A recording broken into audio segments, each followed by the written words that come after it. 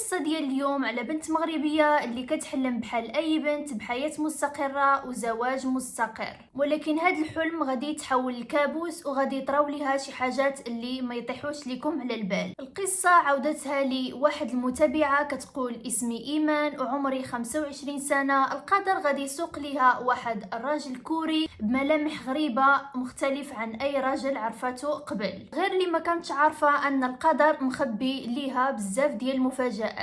حتى لقات راسها بعد سنين جالسه في واحد البلاد غريبه عليها اللي ما كتعرفهاش، وفي المحكمه وقدامها اوراق الطلاق، وقلبها كان كيغلي بالاسئله اللي ما لقاتش ليها جواب. كيفاش داك الحب الكبير تحول لخراب، وكيفاش الرجل اللي كان مفروض يكون سندها تحول اكبر مخادع. هاي معكم ميهي، وخليونا اليوم نكتشفوا القصة ديال إيمان بالتفاصيل. إيمان كانت خارجة واحد النهار من الخدمة وهي ماشية في وسط الناس وشافت واحد الشاب كوري اللي كان كيبان عليه بأنه تائه. قررت أنها تمشي تعاونو، بحيث أنها كانت عايشة في واحد المدينة اللي سياحية وكانت مستانسة أنها كتعاون السياح باش يعرفوا طريقهم. بحكم أنه ما كانش كيعرف الإنجليزية مزيان ما فهمش النعت ديالها لديك البلاصه، عليها قررت انها تديه لديك البلاصه. هما ماشيين كان كيحاول انه يتعرف عليها، كان كيسالها بزاف ديال الاسئله على اسمها والعمر ديالها الى اخره، وهي كانت كتجاوبه باختصار، تحاول تطرح عليه ايضا الاسئله باش تمر المحادثه بطريقه سلسه. كانت هي ايضا كتسولو على العمر ديالو والاسم ديالو، واكتشفت بان اسمه كيم وايضا العمر ديالو 30 سنه. شكر ايمان وطلب منها الرقم ديالها. هي في الاول كانت متردده شويه ولكن ما كانتش كتحس بضغط كبير، كتقول بانه يمكن فقط محتاجها باش تعاونه وتوريه المناطق السياحيه في ديك المدينه. من بعد ما تبادلوا الارقام ودز ايام، كيم صيفط ليها ميساجات وكان كيحاول انه نوعا ما يتعرف عليها، وايضا كان باغي يعرف كل شيء على المغرب وعلى ديك المدينه اللي كان هو جالس فيها. وايمان من جهتها كانت كتجاوبه بصراحه، وبهذا الشكل بداو كيتعرفوا على بعضياتهم بطريقه طبيعيه. بدات كتحكي له على اصدقائها، على عائلتها، وايضا المواقف اللي كانوا كيطراو ليها في الخدمه وفي حياتها اليوميه. على هذا الشيء هذا انتج انه يكون بيناتهم واحد الرابطه اللي غريبه وقويه في نفس الوقت. بعد ما جاء الوقت باش يرجع كيم لكوريا، كان كيبين بزاف ديال الاهتمام الايمان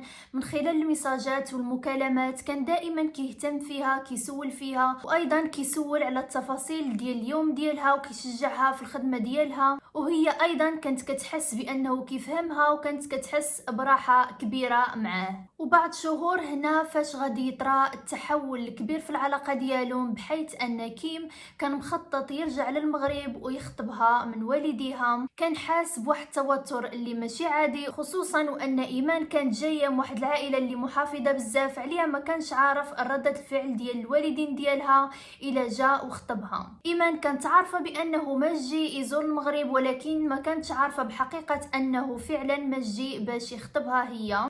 ولكن في واحد من الايام غادي يقرر يباشرها بهذا الخبر، ولكن هي كانت متخوفه بزاف من رده الفعل ديال والديها بهذا الخصوص. ايمان كانت متوتره بزاف، ولكن مع ذلك تشجعات وهضرات مع الوالدين ديالها، ولكن تلقات واحد الرفض اللي شديد بزاف من الام والاب ديالها. كانت عندهم بزاف ديال التساؤلات على كيم، كانوا باغيين يعرفوا واش من نوع ديال الاشخاص هو عاد يقدروا يعطيوه بنتهم. ايمان كاع ما استسلمت وكانت كتحاول يوميا انها تقنع والديها. في النهاية كانت قادرة تقنع والديها، ولكن بشرط انه يجي للمغرب ويتعرفوا عليه اولا، عاد غادي يشوفوا واش يقدر يخطبها ولا لا. كيم كان قد كلمته وجا للمغرب وتلاقى بالعائلة ديالها. كان كيحاول يهضر مع الاب ديالها ويبين بانه كان صادق وبان نيته صافية وبانه ناوي الخير مع ايمان. العائلة قبلت اخيرا، وكيم وايمان كانوا فرحانين بزاف بهذا الخبر. وكانت هذه اللحظة بداية مرحلة جديدة في حياتهم. عملوا خطوبة صغيرة وزفاف بسيط. في اليوم ديال الزفاف كان كل شيء مرتب بطريقة طبيعية، والعائلة كلها كانت مجمعة وتشاركوا بزاف ديال اللحظات زوينة، وكل شيء كان فرحان بزاف الإيمان والكيم بخصوص الزواج ديالهم. وصافي جا اليوم باش إيمان كان خصها تنتقل مع كيم لكوريا، ودعات عائلتها في المطار ومشات مع كيم لكوريا. اول ما وصلت ايمان لكوريا كانت مرتبكه شويه ومتوتره بسبب اختلاف ديال اللغه وايضا الثقافه، كان كل شيء جديد عليها. وايضا كيم ما كانش عنده الام والاب ديالو، فهو كان عايش مع جداته في واحد الدار اللي مكونه من طابقين.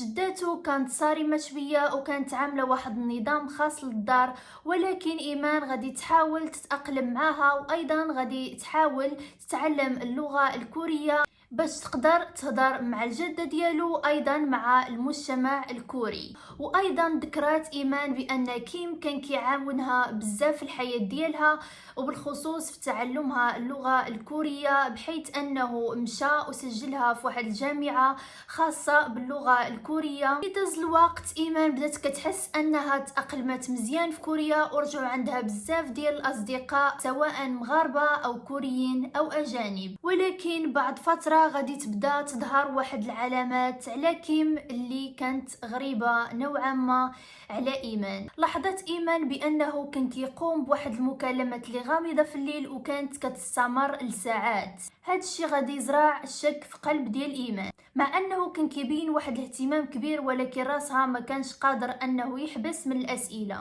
وبحيث انها ما كانتش كتفهم اللغه الكوريه مزيان عليها ما كانتش قادره انها تستوعب هاد الحوار اللي كان كيدور بيناته وبين هاد المتصل. التناقض الكبير اللي ولا كيظهر في كيم خلى ايمان يتزرع في قلبها واحد الشك اللي ماشي عادي، وما كانتش قادرة انها تلقى الراحة ديالها بتاتا. وايضا ايمان لاحظت بان كيم كان متوتر بزاف هاد الفترة هادي وما بقاش كيتصرف كما العادة ديالو. الفضول ديالها كان كيتزاد يوم ورا يوم، ولكن غادي يجي واحد النهار وغادي تكتشف كل شيء اللي واقع، حيث انها واحد النهار مني غادي تكون كتحاول تلقى واحد كتاب ديال اللغة الكورية ما بين الرفوف، غادي تطيح واحد الورقة ومني غادي تهز هاد الورقة هادي وغادي تبدا تقراها ما غاديش تفهمها مزيان لحقاش هي ما كتفهمش اللغة الكورية، ولكن بسبب الفضول ديالها غادي تمشي وتترجم اش كاين في هاد الورقة، بحيث انه كانت في ديك الورقة ارقام كثيرة. وغادي تكتشف بان كيم عنده بزاف ديال الديون ديال واحد المشروع اللي دارو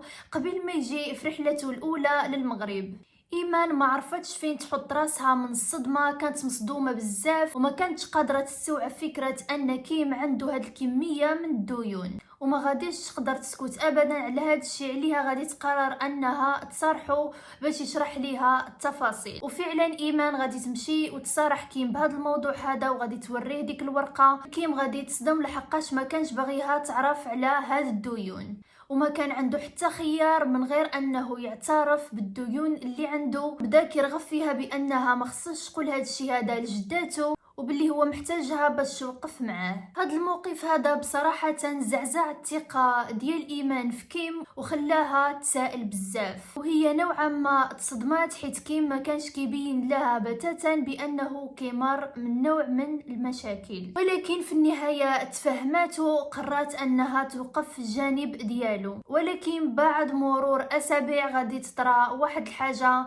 اللي غادي تصدمكم. في واحد الليله غادي يكونوا جالسين بهدوء في الغرفه ديالهم حتى غادي يبداو يحسوا بواحد الحاجات غرابين كيوقعوا في الدار. حسوا بان الباب ديال الدار ديالهم بدات كتحل بواحد العنف شديد بحال شي واحد باغي يدخل للدار بلا استئذان. ايمان وكيم ما كانش عندهم حتى الوقت باش يفكروا حتى لقاو رجال غرباء في وسط الدار ديالهم والعيون ديالهم كلها كانت مليئه بالتهديد. جده كانت في الطابق الثاني وهي شافت هذا المنظر هذا مشات كتجري دغيا باش تجيب التليفون وبدات كتعيط للشرطه.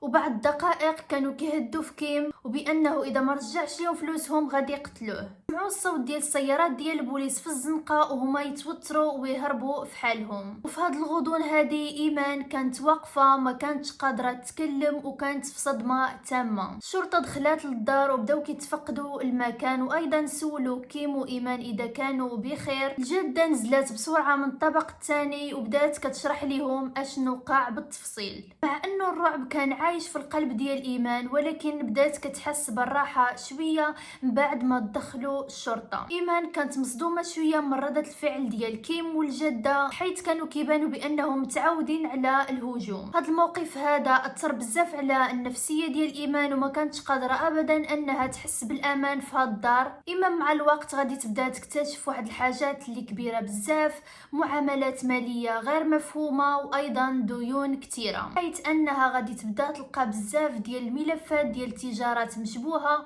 وايضا معاملات ماليه اللي غريبه. حياتها ولات متقلبه بزاف، كانت كتعيش في واحد القلق اللي ماشي عادي. حتى كيم اذا كان كيحاول يفسر ليها شي مره شنو واقع، ما كانتش كتثيق في الكلام ديالو بتاتا، وكانت كتحس بانه دائما كيكذب عليها. الحب الكبير اللي كانت كتحس به ايمان تحول الخوف من الغدر والخيانه، ولات كل نهار كتسول راسها واش تقدر تصمد في هذه العلاقه ولا صافي خصها تفكر في الاستقلاليه ديالها. قبل ما توصل ايمان لقرار الطلاق النهائي، دار بيناتهم واحد الشجار اللي كبير في دارهم، بحيث انه كان كيقنعها مره اخرى باللي خصها تبقى معاه، ولكن هي كانت رافضه رفض تام بانها تبقى معاه، بحيث انها ما بقاتش قادره تحمل المشاكل. والعراك تحول لواحد المشكله اللي كبيره بزاف، بحيث ان كل واحد فيهم كان كيعبر على الغضب ديالو اتجاه بعضياتهم. كيم بدا كيصرخ وكيهدد فيها، وكان كيحاول يوضح لها بانه فقط ضحيه للديون،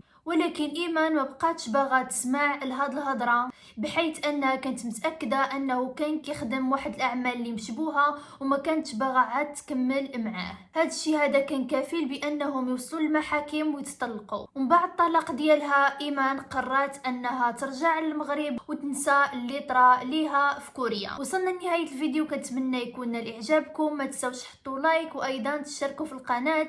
نشوفكم في الفيديو القادم، بسلامه.